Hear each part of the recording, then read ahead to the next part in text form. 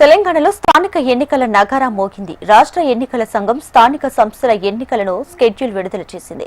పంచాయతీరాజ్ శాఖ నుంచి రిజర్వేషన్ల సమాచారం అందడంతో ఎన్నికల నిర్వహణకు మార్గం సుగమమైంది. హైకోర్టు ఆదేశాలతో ఎన్నికలకు న్యాయపరమైన ఆటంకాలు లేకుండా విస్తృత స్థాయిలో చర్చించిన తర్వాత ఎన్నికల షెడ్యూల్ విడుదల చేసింది.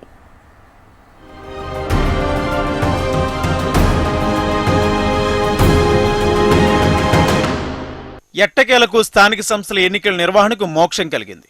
31 జిల్లాలు 565 మండలాల్లో ఎన్నికలు నిర్వహిస్తామని తెలంగాణ ఎన్నికల సంఘం ప్రకటించింది. 5749 ఎంపీటీసీ, 565 జెడ్పీటీసీ స్థానాలకు ఎన్నికలు నిర్వహించనున్నారు. ఇందుకోసం 31,377 పోలింగ్ బూత్లు ఏర్పాటు చేశారు.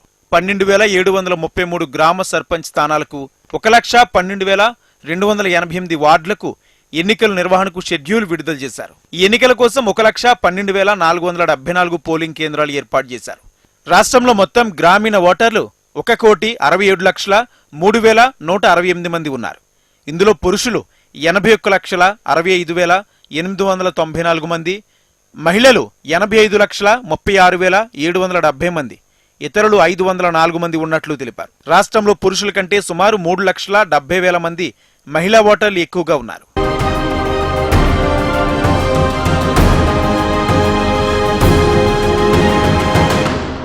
రెండు విడతలో ఎంపీటీసీ, జెడ్పీటీసీ ఎన్నికలు నిర్వహించనున్నారు. అదేవిధంగా 3 విడతలో సర్పంచ్ ఎన్నికలు నిర్వహిస్తారు. మొదట ఎంపీటీసీ, జెడ్పీటీసీ ఎన్నికలు నిర్వహించి ఆ తర్వాత వార్డులు, సర్పంచ్ ఎన్నికలు జరుపుతారు.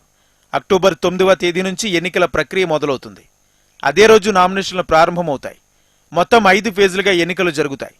అక్టోబర్ 23న తొలి విడతల ఎన్నికలు, అక్టోబర్ 27న రెండో విడత ఎన్నికలు నిర్వహించనున్నారు.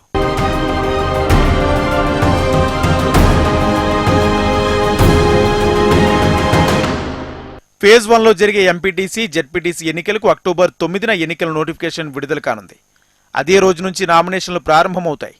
అక్టోబర్ 11న నామినేషన్లకు దాఖలు తుది గడువు విధించారు. అక్టోబర్ 12న నామినేషన్ల పరిశీలన ఉంటుంది. అక్టోబర్ 15న నామినేషన్ల ఉపసంహరణ తుది గడువుగా విధించారు. అక్టోబర్ 23న ఎంపీటీసీ, జెడ్పీటీసీ స్థానాలకు తొలి విడత ఎన్నికలు జరుగుతాయి. నవంబర్ 11న ఓట్ల లెక్కింపు, ఫలితాలు ప్రకటిస్తారు.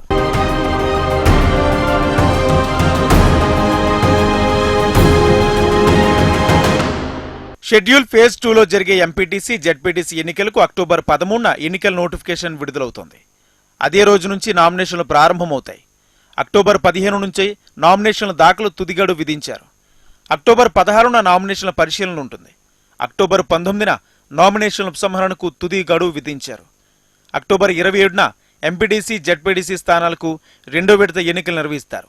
నవంబర్ 11న ఓట్ల లెక్కింపు, ఫలితాల ప్రకటన ఉంటుంది.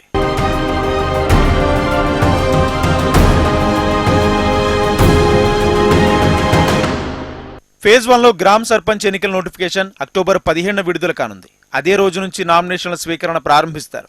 అక్టోబర్ 19న నామినేషన్ల దాఖలకు తుది గడువు విధించారు. అక్టోబర్ 20న నామినేషన్ల పరిశీలన జరుపుతారు. అక్టోబర్ 23న నామినేషన్ల ఉపసంహరణకు తుది గడువు విధిస్తారు. అక్టోబర్ 23న సర్పంచ్ స్థానాలకు అభ్యర్థుల జాబితా ప్రకటిస్తారు.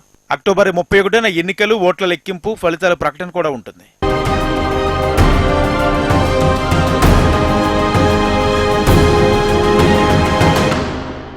ఫేజ్ 2లో జరిగే గ్రామ సర్పంచ్ ఎన్నికల నోటిఫికేషన్ అక్టోబర్ 21న రానుంది. అదే రోజు నుంచి నామినేషన్లు స్వీకరిస్తారు. అక్టోబర్ 23న నామినేషన్ల దాఖలు తుది గడువు విధించారు. అక్టోబర్ 24న నామినేషన్ల పరిశీలన ఉంటుంది. అక్టోబర్ 27న నామినేషన్ల ఉపసంహరణకు తుది గడువు విధించారు. అదే రోజు సర్పంచ్ ఎన్నికలు, రెండో విడత అభ్యర్థుల జాబితా ప్రకటిస్తారు. నవంబర్ 4న ఎన్నికలు జరుగుతాయి. అదే రోజు ఓట్ల లెక్కించడంతో పాటు ఫలితాలు ప్రకటిస్తారు.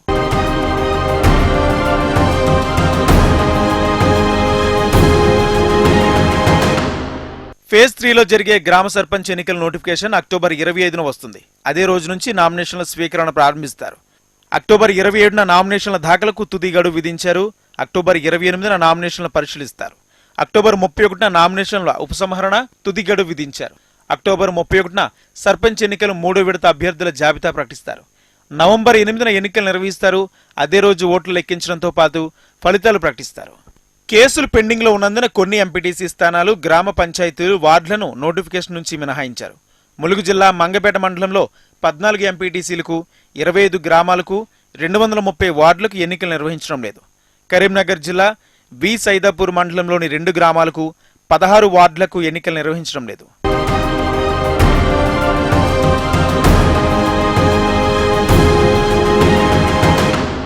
స్థానిక సంస్థల ఎన్నికలను బ్యాలెట్ పేపర్ ద్వారా నిర్వహిస్తారు. ఎన్నికలకు అవసరమైన బ్యాలెట్ బాక్సులను సిద్ధం చేశారు. ఆంధ్రప్రదేశ్తో పాటు గుజరాత్, కర్ణాటక, మహారాష్ట్ర నుంచి కూడా బ్యాలెట్ బాక్సులు తెప్పించి జిల్లాలో రెడీగా ఉంచారు.